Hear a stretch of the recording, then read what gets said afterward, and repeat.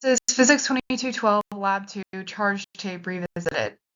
The purpose of this lab was to model the interactions we observed in Lab 1 between two charge tapes and as a line of charge rather than a point charge. We were able to accurately model the interactions using a line of charges, making our model more accurate than the point charge model in Lab 1. And the predicted charge on the tape from this new model is 5.509 times 10 to the negative 8. Fundamental physics principles are that the electric field is kq over the magnitude of r squared times r hat. The electric force can be modeled as the charge times the electric field, and then the gravitational force near Earth's surface is negative mgj hat, where g is 9.8 meters per second squared. And then the electric force, or Coulomb's law, is k times the charges over the magnitude of the distance squared times the hat of the distance vector. We also use the principle of superposition, which is summing up smaller electric fields to create a total bigger electric field, and Newton's third law, which states that objects in equilibrium apply equal and opposite forces to each other. Key assumptions made were that air resistance is negligible, the tapes have the same charge, and that the charges are evenly distributed across the piece of tape. The experiment was that the system was the top tape and the surroundings were the bottom tape, Earth, and anything else that exerts a force on the system.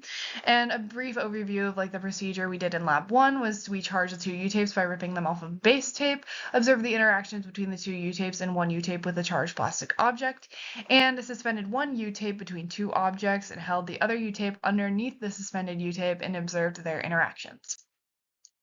This is a reminder of our observations.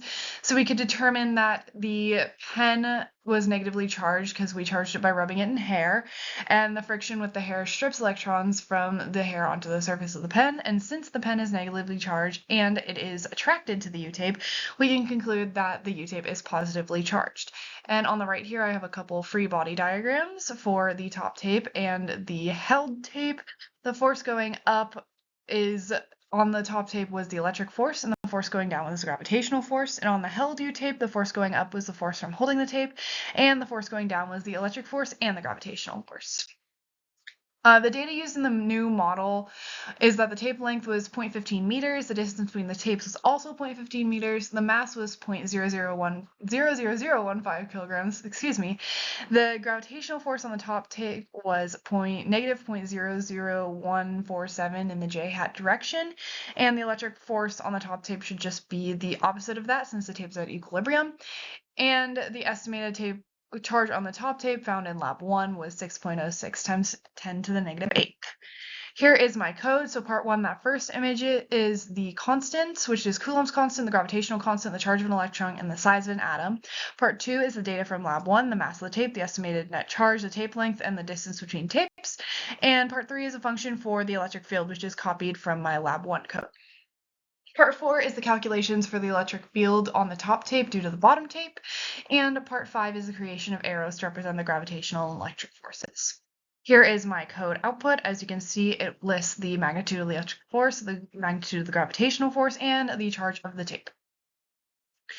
The model computed in Lab 2 is more accurate than that of Lab 1 because the tape is treated as a line of charges rather than a point charge, which more accurately models the characteristics of a piece of tape. And the magnitude of the charge on one piece of tape as calculated by this computational model was 5.509 times 10 to the negative 8. Possible sources of error can include the charges may not be the same across the two tapes, and the charges might not be evenly distributed. It could also be error because of human error, such as incorrect measurements, rounding, touching the tapes too much, etc. Our what if question is, what if you had modeled each of your tapes as a single point charge like in the previous lab? If this were the case, I would have gotten a charge of 6.06 times 10 to the negative 8 like I did in Lab 1, instead of the charge of 5.509 times 10 to the negative 8 that was returned here. This result is 1.1 times smaller than my previous result. Why do these estimates differ? Which value is more likely to be closer to the real value and why? These estimates differ because they were obtained using different principles.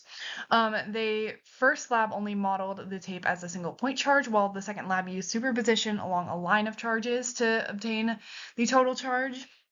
And the Lab 2 result is more likely to be closer to the real value as it more closely represents the characteristics of a piece of tape. Thanks for watching.